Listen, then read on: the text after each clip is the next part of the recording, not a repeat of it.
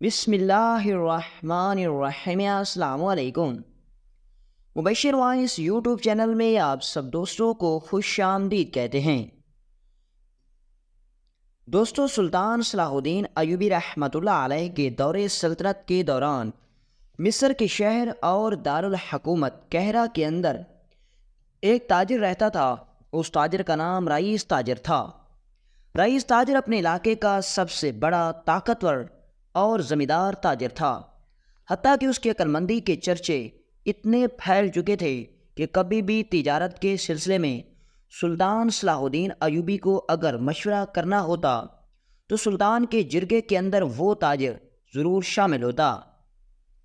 اسی طرح وقت گزرتا رہا اور اس تاجر کا ایک بیٹا تھا جس کا نام نور الدین تھا۔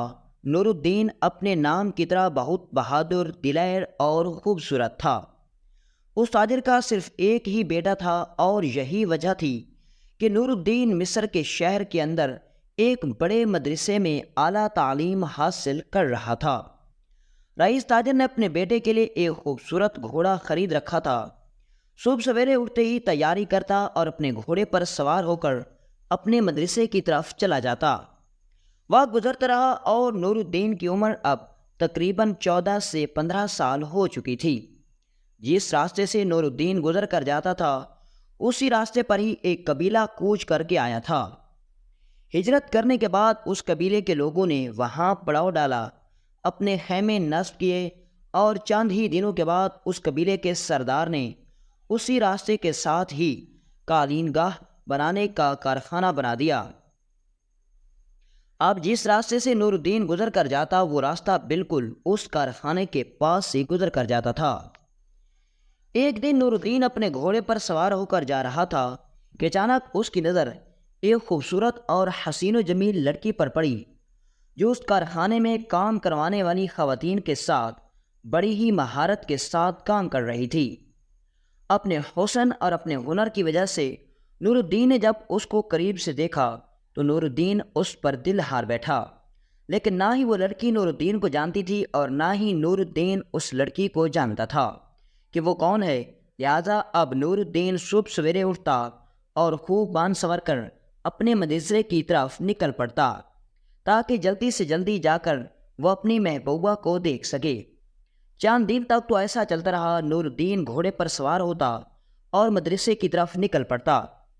تاجر بڑا حیران ہوتا کہ پہلے نور الدین مدرسے جانے میں اتنا زیادہ دلچسپی ظاہر نہیں کرتا تھا، لیکن آخر اس سے کیا ہو گیا کہ وہ صبح سویرے کچھ کھائے پیے بغیر ہی مدرسے چلا جاتا۔ لیکن پوچھنے کے باوجود بھی نور الدین اپنے باپ کو کچھ نہ بتایا۔ اب وقت گزرتا رہا اور نور الدین ہر صبح اس راستے سے گزرتا اور کارخانے کے ساتھ جا کر کسی نہ کسی بہانے سے اپنے گھوڑے کو روک دیتا اور اس لڑکی کو دید بھر کے دیکھتا رہتا۔ اب وقت گزرنے لگا اور نور الدین ہر آئے دن اس لڑکی کی یاد میں تڑپنے لگا۔ نور الدین کے پاس دولت بہت زیادہ تھی کیونکہ وہ ایک تاجر کا بیٹا تھا، لہٰذا نور الدین نے اپنے ایک مدرسے کے طالب علم کو چند سکے دیے اور کہا، تم فلاں قبیلے کے اندر چلے جاؤ اور معلوم کرو کہ آخر وہ لڑکی کون ہے، کس کی بیٹی ہے، کیا وہ کسی اور کو پسند تو نہیں کرتی۔ یہ سن کر اس لڑکے نے کہا، یہ کام تو بہت مشکل ہے، لیکن میں اپنی ماہرانہ طریقے اور فن سے اس بات کا علم لگا لوں گا۔ لہٰذا اس کے دوست نے ایک بھکاری کا بھیس بتلا اور قالین گاہ کے اندر داخل ہوا اور پھر اس قبیلے کے اندر چلا گیا۔ اس نے دیکھا کہ اس قبیلے کے اندر بہت ساری خوبصورت خواتین اور لڑکیاں موجود تھیں، لیکن اس لڑکی کا انداز بات کرنے کا، گفتگو اور اس کا چہرہ اتنا نورانی اور خوبصورت تھا کہ چند لمحوں کے لیے وہ بھی ٹھٹر گیا اور وہ سوچنے لگا کہ میرے دوست کی محبت میں کوئی کمی نہیں ہے، یہی وجہ ہے کہ وہ اس لڑکی کی محبت میں تڑپ رہا ہے۔ اب اس نور الدین کے دوست نے بڑے ہی ماہرانہ طریقے سے اس لڑکی کے خیمے تک رسائی حاصل کی اور اس کے دروازے پر جا پہنچا۔ نور الدین کے دوست نے دروازے پر دستک دی، خیمے سے لڑکی باہر آئی۔ اس نے نور الدین کے دوست کے کٹورے کے اندر چند سکے ڈالے اور کہا، اے نوجوان، تمہیں اس عمر میں بھیک نہیں مانگنی چاہیے، تم تو کمانے کے قابل ہو، یہ دیکھ کر لڑکے نے اپنے سر سے نکلی پگڑی اتار دی اور کٹورا زمین پر رکھ دیا۔ یہ دیکھ کر لڑکی ڈر گئی اور کہا، تم بہروپی ہو؟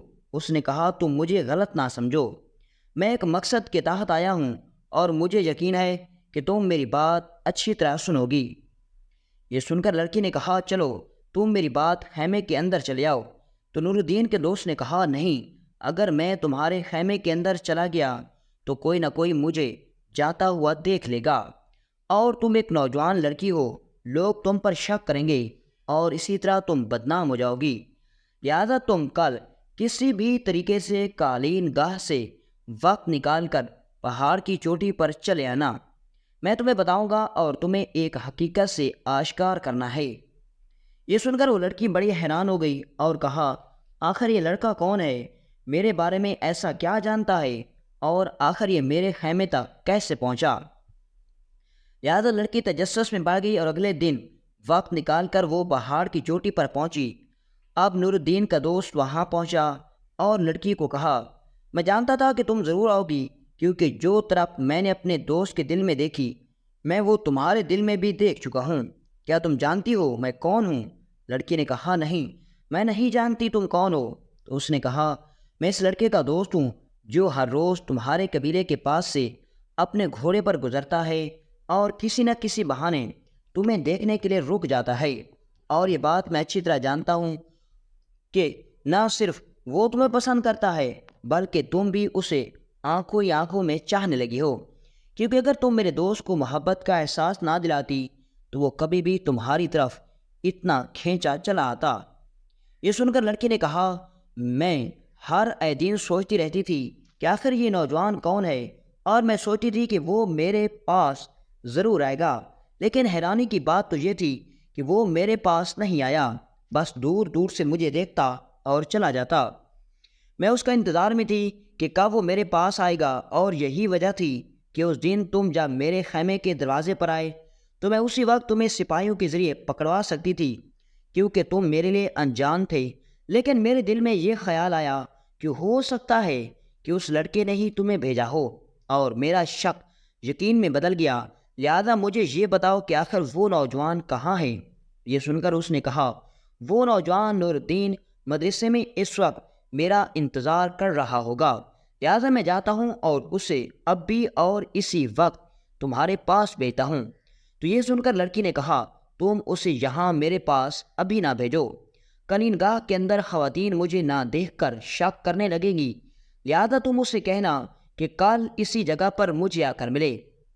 اب نور الدین کا دوست بڑی خوشی کے ساتھ گھوڑے پر سوار ہوا اور اپنے دوست کے پاس چلا گیا۔ جب اس نے نور الدین کو جا کر یہ خوشخبری سنائی تو نور الدین کی آنکھوں میں اجالا ہو گیا۔ وہ بڑا حیران ہو گیا کہ جس طرح میں نے اس لڑکی کے بارے میں سوچا تھا وہ بھی میرے بارے میں ایسا ہی سوچتی تھی۔ اگلے دن پہاڑ کی چوٹی پر نور الدین اور وہ لڑکی موجود تھے۔ اس نے لڑکی سے کہا، میں تمہیں دل سے چاہتا ہوں اور تمہارے ساتھ شادی کرنا چاہتا ہوں، مجھے اس بات کی پرواہ نہیں کہ تم کس کی بیٹی ہو، کیا کرتی ہو۔ تو یہ سن کر اس لڑکی نے کہا، میں جانتی ہوں تم ایک بڑے تاجر کے بیٹے ہو، تمہارا باپ اتنا بڑا تاجر ہے کہ اس کا اکثر اوقات سلطان کے محل کے اندر وقت گزرتا ہے۔ کیا سلطان کے محل میں بیٹھنے والا انسان اپنی بہو کو پسند کرے گا جو کہ چھوٹے سے قبیلے کی ایک چھوٹی سی قالین گاہ بنانے کے کارخانے میں مزدوری کا کام کرتی ہے؟ اس نے کہا، مجھے اس بات کی پرواہ نہیں، اگر میرے باپ نے انکار کر دیا تو میں تمہیں اپنی مرضی سے نکاح کر لوں گا۔ یہ سن کر لڑکی نے کہا، نہیں، اگر تمہارے باپ نے رضامندی حاصل نہ کی تو میں کبھی بھی تم سے شادی نہیں کروں گی۔ یہ سن کر نور الدین نے کہا، میں اس بات کی خبر اپنے باپ کو دیتا ہوں اور دیکھتا ہوں کہ وہ کیا کہتا ہے۔ لہذا گھر آتے ہی نور الدین اپنے باپ سے اس بات کا ذکر کیا تو اس کے باپ نے کہا، تم نے ایسا سوچ بھی کیسے لیا؟ تم ایک تاجر کے بیٹے ہو اور وہ لڑکی ایک عام قبیلے کی خاتون ہے، لہذا رئیس تاجر نے انکار کر دیا۔ یہ دیکھ کر نور الدین کو بہت غصہ آیا اور اس کے بیٹے نور الدین نے اپنے باپ کو کہا، تمہیں ایک فیصلہ کرنا ہوگا، یا تو آپ میری شادی اس لڑکی سے کروا دیں یا پھر مجھے ہمیشہ ہمیشہ کے لیے خیر آباد کہہ دیں۔ یہ سن کر رئیس تاجر کو سخت غصہ آیا اور اس نے اپنے بیٹے کو کہا، تم ابھی اور اسی وقت میرا گھر ہمیشہ ہمیشہ کے لیے چھوڑ کر چلے جاؤ۔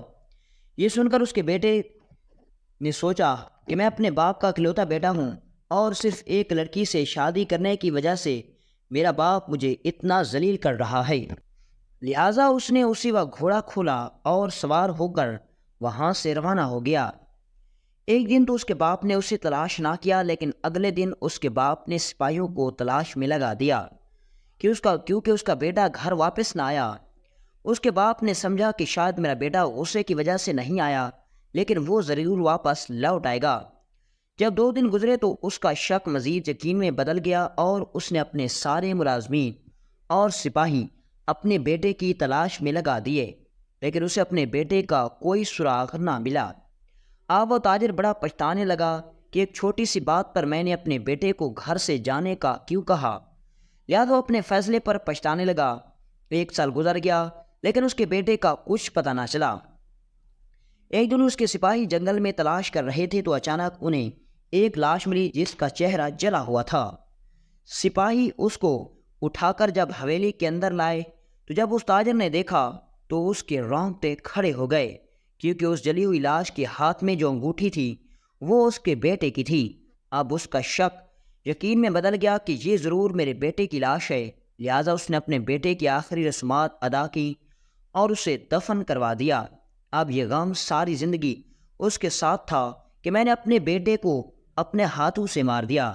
اب رئیس تاجر ہر دن پچھتاتا، اسے دنیا کی غرض ختم ہو چکی تھی، بس اپنی زندگی کے دن پورے کر رہا تھا۔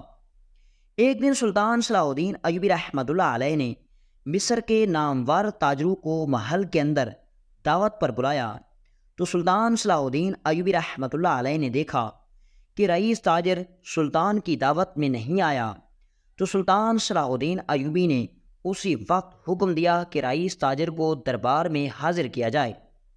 سپاہی گئے اور چند لمحوں کے اندر رئیس تاجر کو سلطان کی خدمت میں حاضر کر دیا، لیکن حیرانگی کی بات تو یہ تھی کہ سلطان صلاح الدین ایوبی رحمۃ اللہ علیہ نے جب رئیس تاجر کو دیکھا تو اس کی حالت بالکل خراب ہو چکی تھی۔ وہ بڑی مشکل سے چل رہا تھا۔ ایسا تگڑا انسان جو کئی نوجوانوں کو اکیلا رون ڈالے، اب وہ چلنے کے قابل نہیں تھا۔ سلطان صلاح الدین ایوبی نے رئیس تاجر سے اپنی اس حالت کی وجہ پوچھی تو رئیس تاجر نے سلطان صلاح الدین ایوبی کو شروع سے لے کر آخر تک اپنی دکھ بھری داستان سنائی۔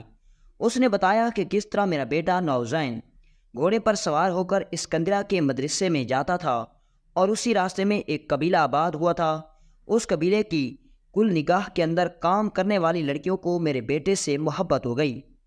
میرا بیٹا بھی اس سے بے پناہ محبت کرتا تھا، لیکن جب میرے بیٹے نے اپنی محبت کے بارے میں مجھے بتایا تو میں نے اسے کہا کہ وہ ایک عام قبیلے کی لڑکی ہے اور تم اتنے بڑے تاجر کے بیٹے، ایسا کبھی نہیں ہو سکتا۔ تو سلطان معظم، میں نے جب اپنے بیٹے کو انکار کیا تو میرے بیٹے نے میرے سے زبان درازی کی تو میں نے اسے گھر سے جانے کا کہہ دیا۔ میرا بیٹا غصے سے چلا گیا اور میں اس کو تلاش کرنے لگا۔ سلطان معظم، بدقسمتی سے میں اس کو 1 سال تک تلاش کرتا رہا، لیکن میرا بیٹا مجھے کہیں نہ ملا۔ 1 سال بعد میرے سپاہی جنگل میں پھر رہے تھے کہ اچانک انہیں ایک لاش ملی، تو میرے سپاہی نے سوچا کہ یہ کسی مسافر کی لاش ہوگی، لہٰذا اس کو اٹھا کر دفنا دیتے ہیں۔ لیکن اسی وقت میرے ایک سپاہی کی نظر اس جلی ہوئی لاش کے ہاتھ پر پڑی جس کی ایک انگلی میں انگوٹھی تھی، اور وہ انگوٹھی میرے دادا کی تھی جو میں نے اپنے بیٹے کو نشانی کے طور پر دی ہوئی تھی۔ میرے سپاہی نے وہ انگوٹھی اس لاش کے ہاتھ میں دیکھی تو وہ اسی وقت پہچان گیا کہ یہ لاش تو ہمارے چھوٹے مالک کی ہے، لہٰذا انہوں نے اس لاش کو اٹھایا اور حویلی کے اندر لے آیا۔ لیکن جب میں نے اپنے بیٹے کی جلی ہوئی لاش کو دیکھا تو مجھے ایسا لگا جیسے میرے پیروں تلے زمین نکل گئی، آسمان مجھ پر گر رہا ہے۔ سلطان معظم، اب بس میرے پاس پچھتانے کے علاوہ اور کوئی چارہ نہیں۔ یہ سن کر سلطان صلاح الدین ایوبی نے کہا، انسان کو غرور توڑ کر رکھ دیتا ہے کہ پھر انسان کبھی نہیں جڑ سکتا۔ تم نے غرور میں آ کر غلط فیصلہ کیا اور تم اس کا نتیجہ بھگت رہے ہو۔ تم اطمینان سے اور بااخلاق طریقے سے اپنے بیٹے کو سمجھا سکتے تھے۔ اگر وہ پھر بھی نہ مانتا تو تم اپنے بیٹے کا نکاح اس لڑکی سے کروا دیتے۔ یہ سن کر اس تاجر نے کہا، سلطان معظم، مجھ سے بہت بڑا گناہ ہو گیا۔ سلطان صلاح الدین ایوبی رحمۃ اللہ علیہ نے اس سے کہا تم مجھے اپنے بیٹے کا کوئی ایسی نشانی بتاؤ۔ اس نے کہا سلطان معظم اب نشانی دیکھنے کا کیا فائدہ؟ تو سلطان نے کہا بس مجھے کوئی نشانی بتاؤ۔ شاید سلطان کے دماغ میں کچھ اور آ گیا تھا، لیکن کوئی نہیں جانتا تھا کہ سلطان نے کیا سوچ رکھا ہے۔ سلطان صلاح الدین ایوبی نے تاجر کو تسلی دی اور دعوت ختم ہونے کے بعد وہ تاجر اپنی منزل پر چلا گیا۔ وقت گزرتا رہا۔ ایک دن سلطان صلاح الدین ایوبی رحمۃ اللہ علیہ نے کو اپنے ساتھ لیا اور کہرا کے ایک بازار کے اندر چلے گئے۔ اکثر اوقات سلطان صلاح الدین ایوبی رحمۃ اللہ علیہ جب بازار جاتے تو سلطان کے ساتھ چند تاجر موجود ہوتے۔ اس دن بھی رئیس تاجر سلطان کے ساتھ موجود تھا۔ سلطان صلاح الدین ایوبی رحمۃ اللہ علیہ اس کو ایک طعام خانے کے پر لے گئے اور سلطان صلاح الدین ایوبی رحمۃ اللہ علیہ نے رئیس تاجر کو کہا آج کا کھانا تمہاری طرف سے۔ رئیس تاجر نے کہا سلطان معظم آپ پر جان قربان۔ اس کے بعد رئیس نے ایک لڑکے کو بلایا اور کہا ہمارے لیے کھانا لے کر آؤ۔ چونکہ اس وقت سلطان صلاح الدین ایوبی عام آدمی کے بھیس میں تھے، لہٰذا بازار کے اندر اس تاجر کے علاوہ کسی کو معلوم نہیں تھا کہ اس کے عام حلیے کے اندر بیٹھا ہوا انسان کوئی اور عام انسان نہیں بلکہ وقت کا سلطان صلاح الدین ایوبی ہے۔ سلطان صلاح الدین ایوبی رحمۃ اللہ علیہ نے اس رئیس تاجر کو کہا کہ جب سے بیٹا تمہارا اس دنیا سے گیا تیری گردن جھکی ہوئی ہے، تیرے کندھے جھک گئے ہیں۔ اس نے کہا سلطان معظم جو اس انسان نے اپنے بیٹے کو اپنے ہی ہاتھوں سے مار ڈالا ہو وہ سر اٹھا کر کیسے جا سکتا ہے؟ اتنے میں ایک لڑکا جو وہاں گرم یخنی اور باجرے کی روٹی لے کر آیا تو سلطان نے کہا اپنی نظر اٹھا کر دیکھو کتنا لذیذ کھانا ہے۔ رئیس تاجر نے بڑی مشکل سے اپنا سر اوپر اٹھایا اور جب کھانے کو دیکھا تو اس کے ہونٹوں پر مسکراہٹ آ گئی، لیکن جب اس نے اپنا سر اوپر اس لڑکی کی طرف اٹھا کر دیکھا تو اس کے پیروں تلے زمین نکل گئی، کیونکہ وہ لڑکا کوئی اور نہیں بلکہ اس رئیس تاجر کا بیٹا نور الدین تھا۔ یہ دیکھ کر اس کے پیروں تلے زمین نکل گئی، وہ رونے پیٹنے لگ گیا اور کہا سلطان معظم کیا میں کوئی خواب دیکھ رہا ہوں؟ کیا یہ میرا بیٹا نور الدین ہے؟ سلطان نے کہا ہاں یہ تیرا بیٹا نور الدین ہے۔ تو اس نے کہا سلطان معظم جس کی وہ لاش ملی تھی وہ کیا تھا؟ تو سلطان صلاح الدین ایوبی رحمۃ اللہ علیہ نے اس سے کہا کہ جب تم نے مجھے بتایا کہ تیرے بیٹے کی لاش جنگل سے ملی تو مجھے اسی وقت ہی شک ہو گیا تھا کہ اگر تیرا بیٹا مر جاتا تو اس کی لاش چند ہی دنوں کے اندر مل جاتی۔ 1 سال کے بعد لاش کا ملنا میری سمجھ میں نہیں آ رہا تھا، لہٰذا میں نے تم سے اس کی نشانی پوچھی اور میں نے اس کی تلاش میں سپاہی لگا دیے۔ سپاہیوں نے معلوم کیا تو پتہ چلا کہ وہ انگوٹھی ایک چور نے تمہارے بیٹے سے چرا لی تھی اور چور ہی کی بچلی ہوئی لاش تھی جو جنگل میں پڑی ہوئی تھی۔ تمہارے بیٹے نے جب سے تمہارے گھر کو چھوڑا تھا اس دن سے وہ اس بازار کے اندر آ گیا تھا اور محنت مزدوری کر رہا تھا، کیونکہ اسے تمہاری دولت سے سخت نفرت ہو گئی تھی۔ بس وہ اپنا سب کچھ بنا کر اس لڑکی سے نکاح کرنا چاہتا تھا۔ یہ سن کر رئیس تاجر اسی وقت سلطان کے قدموں میں گر گیا اور اپنے بیٹے کو کہا مجھے معاف کر دو، میرے غرور نے تمہاری زندگی کو برباد کر دیا، کیا تم اپنے باپ کو معاف نہیں کرو گے؟ تو وہ نوجوان خاموش رہا۔ تو سلطان صلاح الدین ایوبی نے جب اس نوجوان کی طرف دیکھا تو اس نے اپنے باپ کو گلے سے لگایا اور اس کے بعد سلطان صلاح الدین ایوبی رحمۃ اللہ علیہ نے نور الدین کا نکاح اس قبیلے کی لڑکی سے کر دیا، اور اسی طرح اس رئیس تاجر کی زندگی میں اپنے بیٹے کی واپسی نے اس کی زندگی کو جنت بنا دیا۔